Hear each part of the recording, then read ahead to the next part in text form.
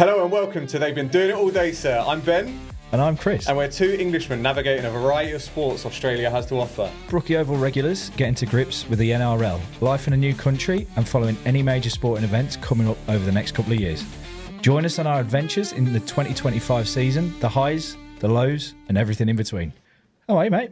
Yeah, not too bad. How you doing? Yeah, can't grumble. Good. Nearly Friday, nearly the weekend. We found ourselves in an interesting position. Let's talk about how we got here. So, They've been doing it all day, sir. Where did the idea originate from? How did we end up in these seats? How did we end up where we are?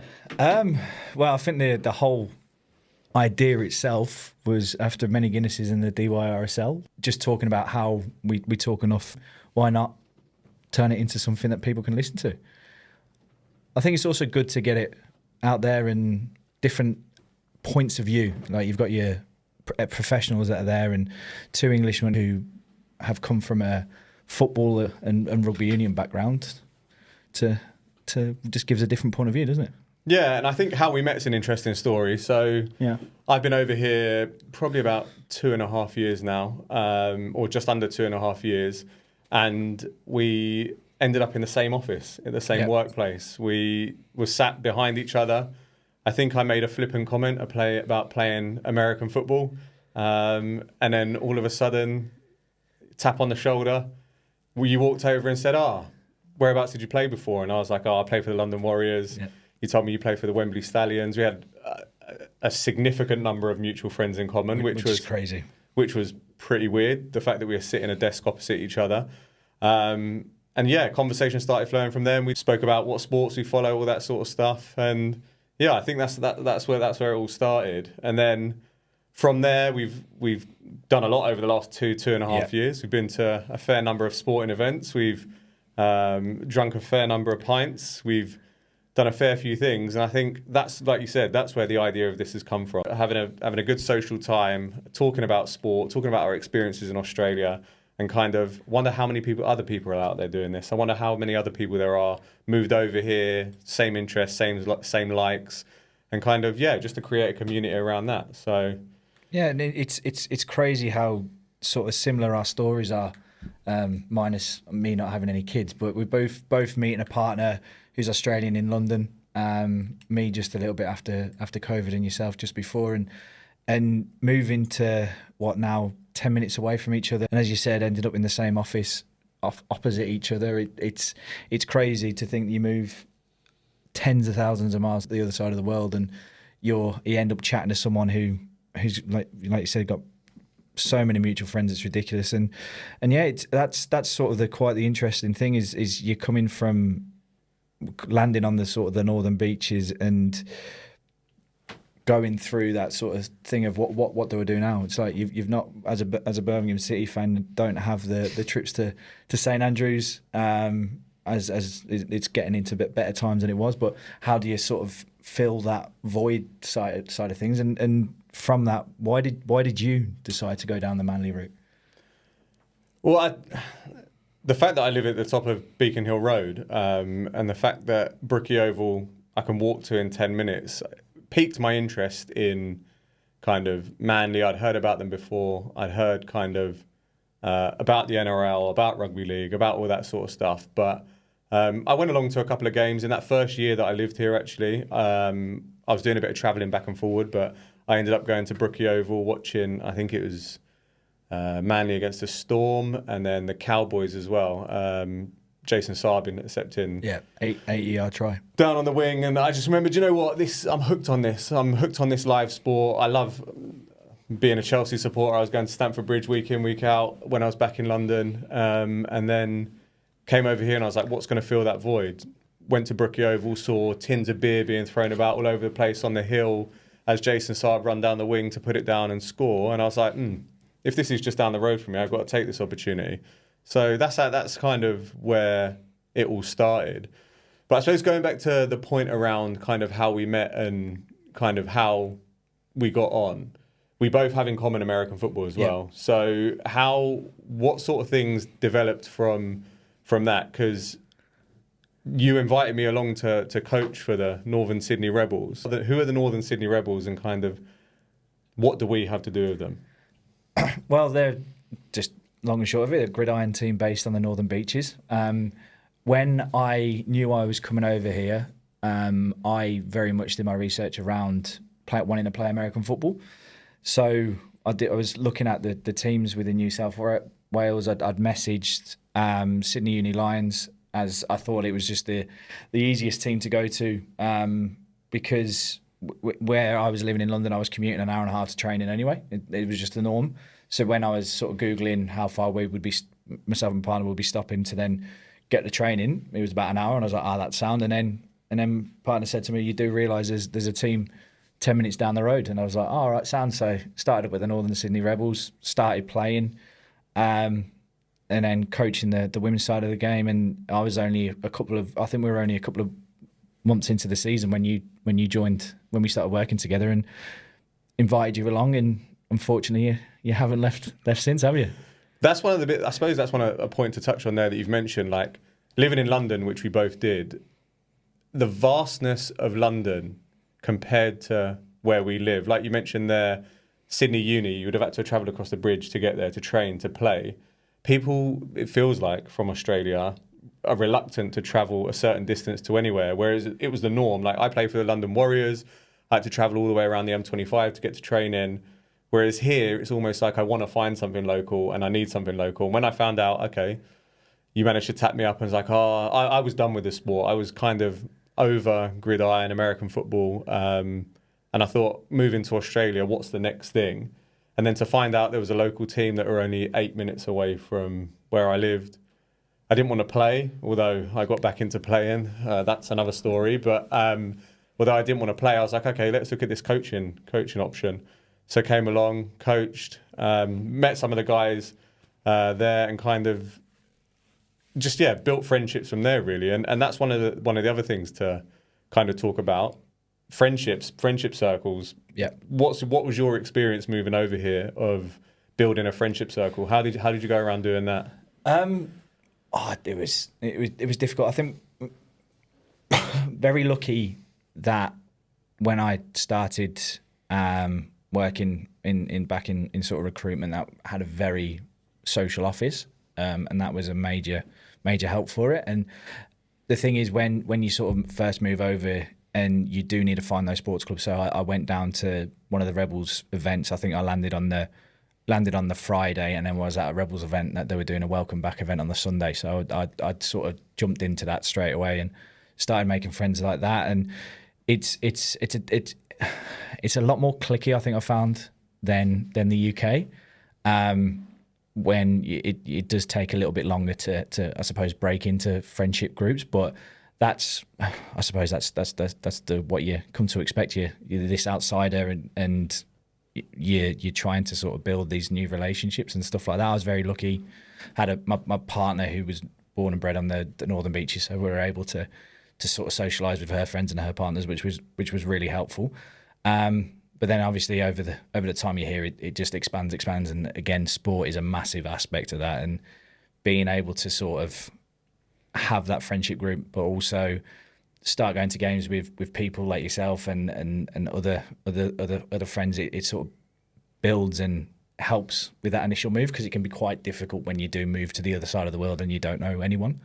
But yeah, it's taken its time, but it's can't argue with it now. It's absolutely unreal, and we've got a great bunch of lads who play American football, so can't argue there. How about yourself? Like, I know you've come over with your wife who's Australian.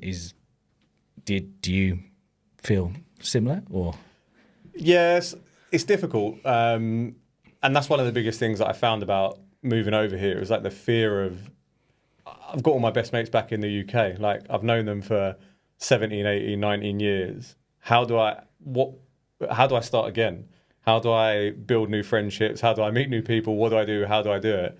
And I suppose, like you mentioned, the office was quite social. There's still a few guys there that we keep in contact with, or I keep in contact with, that I no longer work with or no longer work there. So that's one of the first things. Like, the workplace is really important. What I found really difficult is then I moved into a role that was work from home, that was solely work from home, which isolated me, which was my own doing. But it was like, how do I then make friendships from there?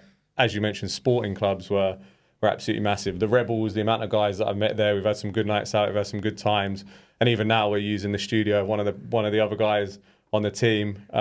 So it's just building those connections is so important. It's so difficult. You kind of got to put yourself out there as well. Yeah, massively. Like out of your comfort zone, just turning up to events, going to socials, doing that sort of stuff. If you invited me along to the what was it that you invited? The awards and the season awards. Well, I think first it was the AGM that I turned up to, which was probably the most boring meeting I've ever sat through because no one wanted to do anything. No one wanted to be there. They were just there for the free pizza and the awards. But I was there for that. I met a few people then, which kind of eased me into then turning up for coaching as I knew a few of the guys. And then from there, yeah, it's the sporting side of things and the joining a club was one of the biggest things to making that social circle. So it's really important that pushing out of that comfort zone, you just say yes to things. Yeah. I went traveling a number of years ago, and that was kind of one of my mantras. It's like, right, just say yes to things. I found myself in some unreal places around the world doing it. Some sticky situations as well, but some absolutely unreal places just saying yes to things. So that's one of the biggest things I learned about moving over here. I have a wife, I have kids. It's a slightly different social setup in terms of being able to spend time away from the family. But like you say, living over here compared to the UK, the outdoors lifestyle, the ability to have things on your doorstep, not have to travel, sounds stupid, but get on a tube and go 15, 20 minutes, half hour somewhere. Just walk here, go there, have some of the nicest beaches in the world on your doorstep. It really, really does help. Yeah, massively.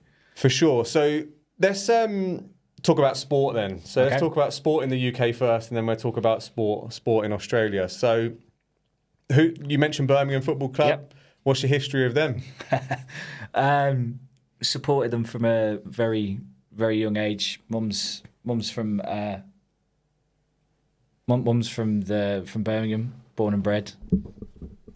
My dad was from the northeast. He's a massive Sunderland fan, so I've got a little bit of a soft spot for Sunderland there. But there's a famous picture of me as a baby in a Sunderland jersey, crying my eyes out, which is quite funny. So never went down the Sunderland route, but with Birmingham, whole mum's side of the family were Birmingham. So uncles would take me down to the games and things like that, and you sort of just fall in love with it while you're there. First game was a FA Cup third round against Leeds. Brian Hughes scored. We sat in the upper railway, which is now the Upper Gilmerick, and you just fall in love with it. And when you think back, it's the little things like the smell of the hot dogs vans as you're walking up to the ground. It's the smell of the grass when you get into the ground. It all comes back now. It's more the smell of the beer on the floor in the pubs before the game, and the sticky floors. Yeah, very sticky floors in some of the best pubs in Birmingham. But no, it's very much. I think you can not really compare it to Manly, but we've had our highs and lows as a Birmingham City fan. Like relegation to League One last year, doing all right this year and that side of things. Winning a cup against Arsenal in the last minute, can't argue with that. Was that Wembley? Big one. Was it Wembley to watch that? And yeah, it's just it's a team of miss. I'll get up at daft o'clock in the morning to watch games and things like that. So from that, the football side of things, grew up playing rugby. So rugby's always been a big part of my life as well as playing cricket. So it's just an absolute love of sport in general, to be honest. Which I think is something that we both have very much in common in that side of things. And yeah, do you want to, I suppose, talk about Chelsea? Yeah, so, I mean, I was born in the 80s, so late 80s. So people that come out of me with the allegations around, you're just a glory hunter, you only support Chelsea for the trophy, since the money came in, blah, blah, blah, blah. I can squash those. Certainly didn't that. My late uncle was a Chelsea fan. He gave me, when I was 5 years old, I was actually started an Arsenal support, I hate to admit that. Was standing in the kitchen one day and he just turned up with, I don't know if you remember, there's that grey and orange horrendous Chelsea away top that had cores across it. Yes. Yeah, he turned up and he gave me that as a birthday present. My mum was like, what are you giving him that for? He's an Arsenal supporter. Anyway, since that moment, supported Chelsea. So he unfortunately passed away like a month or two later. So that's the reason why I follow Chelsea. The first game I ever went to actually was a absolute snore fest at Stamford Bridge. It was Chelsea versus QPR and it ended 1-1. And I remember being in primary school at the time. And my teacher, Miss O'Neill, I remember her name, was a QPR fan. And she was going to the game in the away fan. It was when Stamford Bridge was still being redeveloped. The pitch was like a beach. It was sandy. It was terrible. And yeah, Chelsea went 1-0 up, but then QPR equalised. I believe it was late on. And yeah, went back into school on the Monday, and she was pretty happy that they nabbed a 1-1 draw. But since then, followed Chelsea. So in my early years, went to kind of FA Cup final. What was it? The Carabao Cup final? No, what was it called back in the day? Worthington Cup, Carling Cup. Carling Cup, or is it the Worthington Cup? It was the Littlewoods Cup. Well, no, it was the Littlewoods FA Cup and the I can only remember back to Worthington. Coca-Cola Cup. That's what it was. The Coca-Cola Cup. And we beat Middlesbrough in both of them. And when Roberto Di Matteo scored in 43 seconds, I was there on the halfway line. I remember just about getting into my seat and then erupting. And then, yeah, it kind of... Then the successful years of Chelsea came in, and that's where you got hooked on it. Just winning trophy after trophy was pretty good. Having characters as managers, Jose Mourinho coming in. Some incredible players that came through at Chelsea. Obviously, John Terry, Frank Lampard, Didier Drogba, all absolute legends. But then it all changed. And I suppose for me, like in the early days, I didn't go so much to Stamford Bridge because, I don't know, I was young growing up, never really went. But as I got older, kind of just, it was around the time of COVID. It was around the Euros when it was held in England. Yeah. I was sitting at home. England were playing Germany, I believe it was. 2-0. And yeah, 2-0. And I logged onto the UEFA website for some reason just to see if there was tickets available for the semi-final, because that was at Wembley. And I knew that if we beat Germany, we'd have Ukraine in the next round. So I was like, let me have a look and see what the cost of tickets are for the semi-final. There was one available. I was like, I'm going to buy it. So I bought it. Obviously, we beat Germany. Then we played Ukraine, beat them 4-0. So I was like, wow, I'm going to be going to a Euro semi-final at Wembley. It was carnage, absolute carnage. But that then reignited live sport again, like going to watch live sport, the passion of it. And from then, I then went to Stamford Bridge weekly. Like I was a member, but it was so difficult to get tickets through the virtual waiting room for Chelsea. Obviously, being like such a popular club with tourists, really difficult to get tickets. But yeah, managed to get them off Twitter. Got them off resellers. I know people will hate that, but got them off resellers and stuff like that.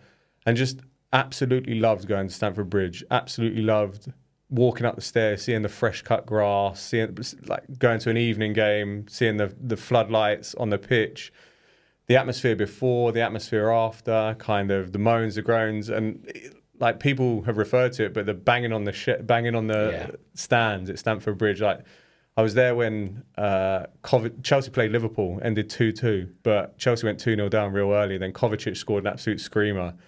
Crowd erupted, but then Pulisic equalised like 5 minutes later. And the roar, still to this day, is like one of the best celebrations I've heard in a stadium. And that just ignited the passion for the live sport again, like going week in, week out. And when I moved to Australia, I was like, how can I scratch that itch of wanting to continue to go to live sport? So yeah, that's how kind of follow Chelsea. And then other sports really growing up, this is going to be a bit of a rogue one, but I was actually fairly good at badminton growing up. Managed to get to the final of a schools cup in doubles, but went skiing the week before and snapped my thumb. So I couldn't play in the final, which was really disappointing. So that was a shame. But yeah, cricket, rugby, all the sort of similar sports growing up. So yeah. My rogue one was cross country. That is rogue. First couple of years of couple of years of secondary school, I was very good at cross country.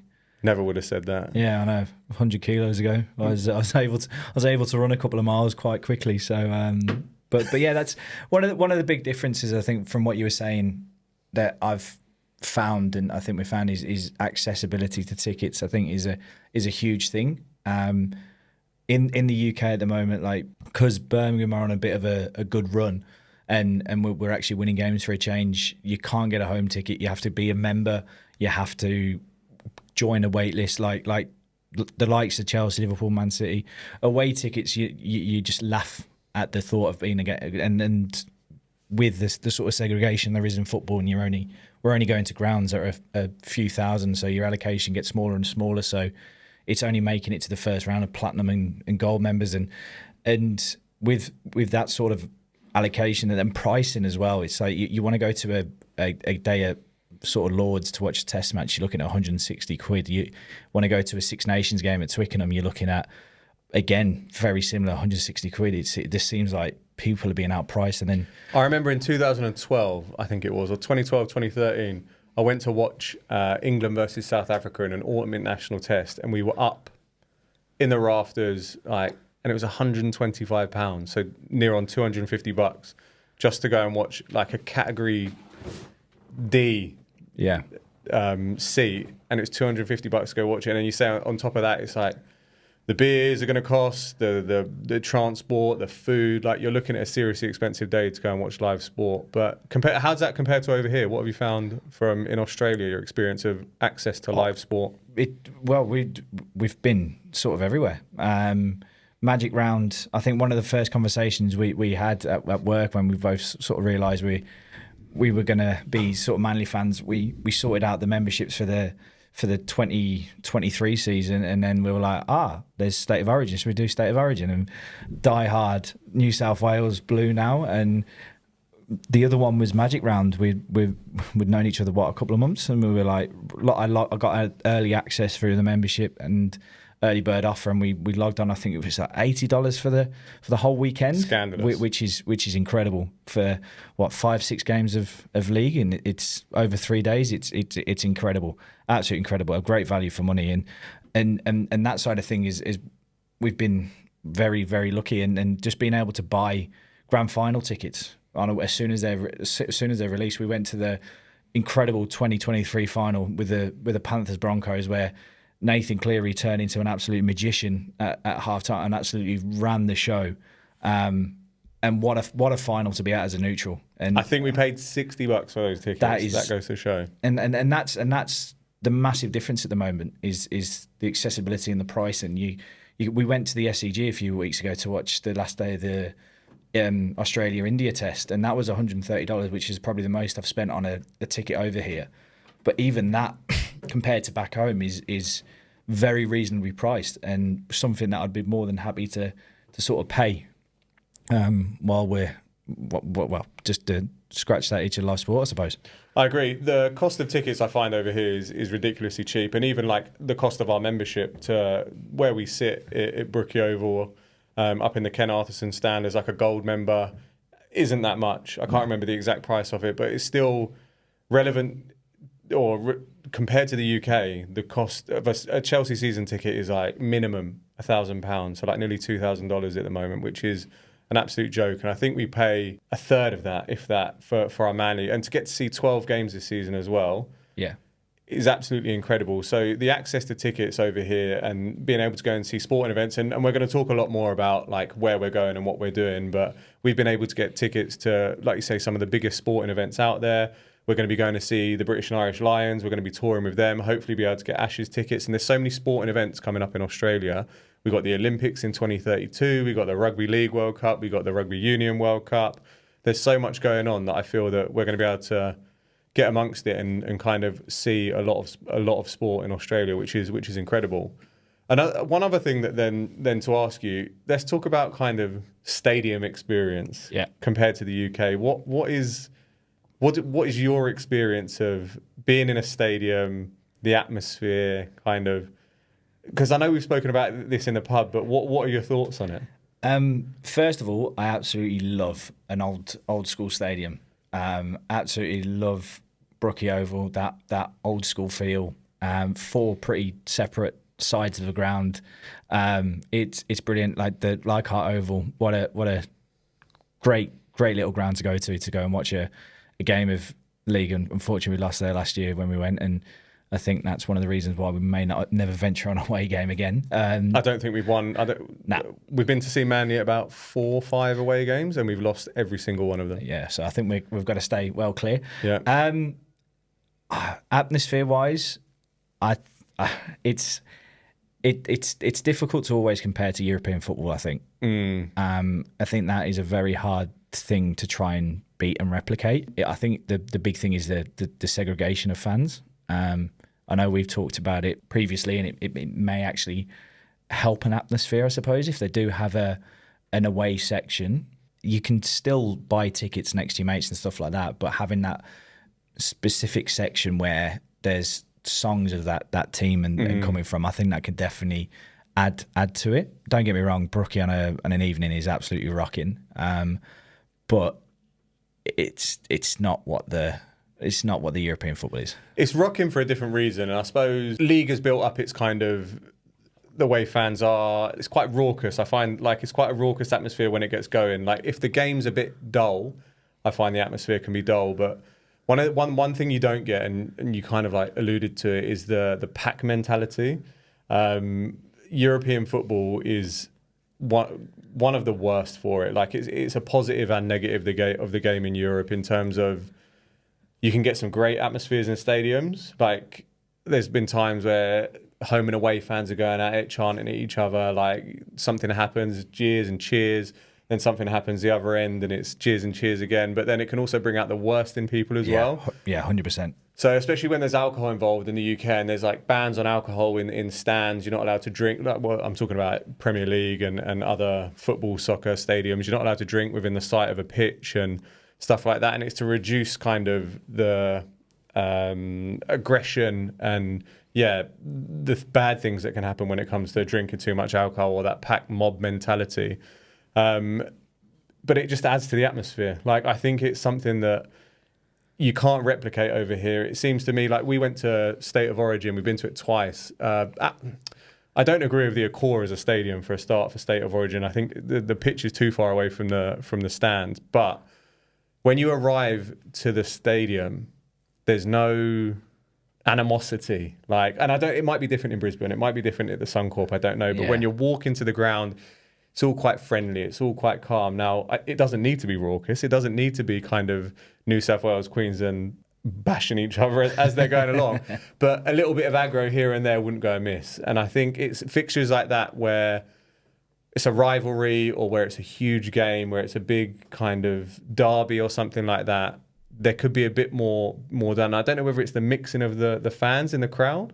Like, it would be unreal to have a 8,000-9,000 away end of State of Origin.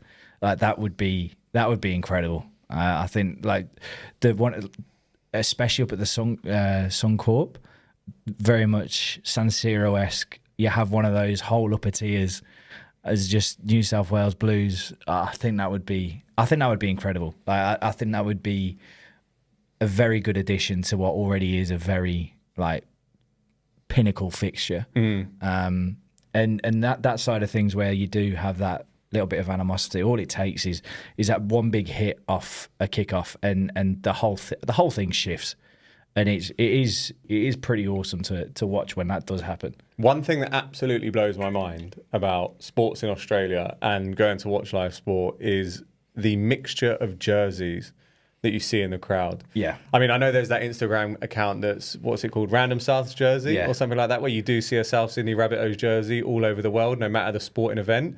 But I still can't get over or get my head around seeing someone wearing a Penrith Panthers jersey to a Manly Melbourne game. It just blows my mind. It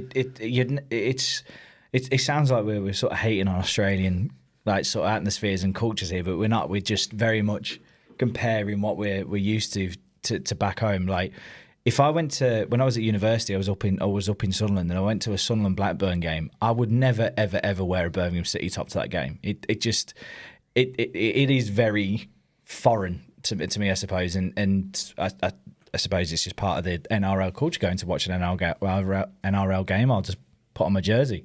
But yeah, it's a strange one, especially when it's like a derby, I suppose. In the sense of you've got two teams that hate each other, like Roosters, Rabbitohs, and it's Roosters, Manly, and there's loads of Rabbitohs jerseys there. It's like it's interesting. I think I'm gonna bottle that down too. Yeah, I agree. But I suppose on the flip side of that, you say it sounds like we're bashing Australian sports or Australian crowds.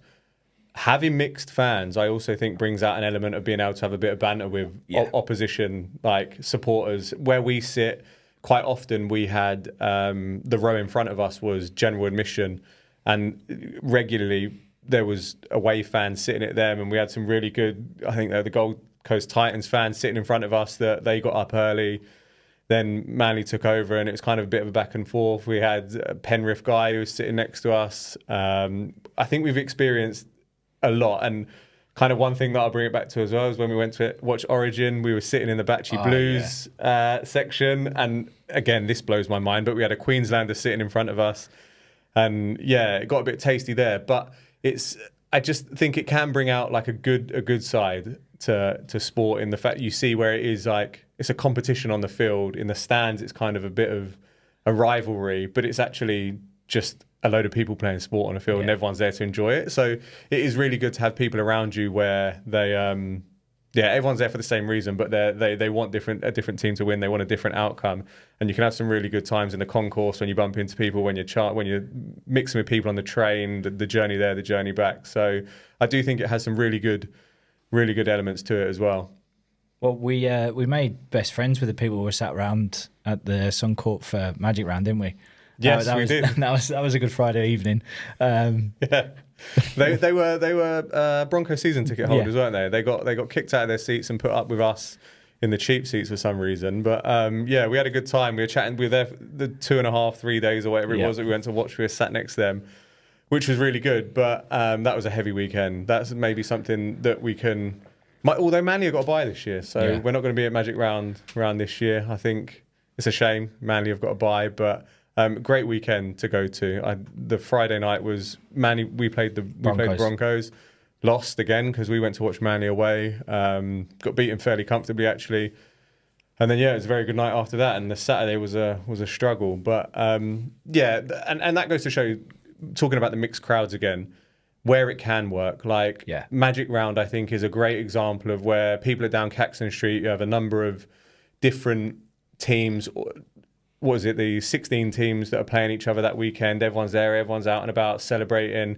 And the one thing that does, I'll take it back to what I said earlier about the Euro semi-final.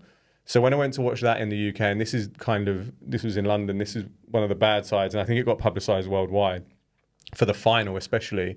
But the scenes of kind of, I don't know, just chaos before were too much. Like, there's no way that people would want to take their families along to that. Whereas over here, it's very much a culture of where you can go with your family, you can take your young kids, you can go and have a good time knowing that there isn't the threat. I mean, there's always going to be some idiots there, but there's never going to be the threat of that.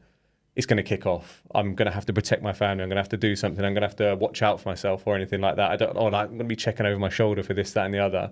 And I think that's one real positive about it. It's a very inclusive.